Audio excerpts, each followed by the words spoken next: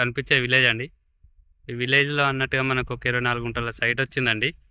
ఇదేనండి సైటు. ఈ సైట్లోకి వెళ్ళే దారి 2 మడులు అన్నట్టు అని చెప్పని ఉంటాయండి. ఇది ఒకటి, ఇది ఒకటి అండి, 2 మడులు.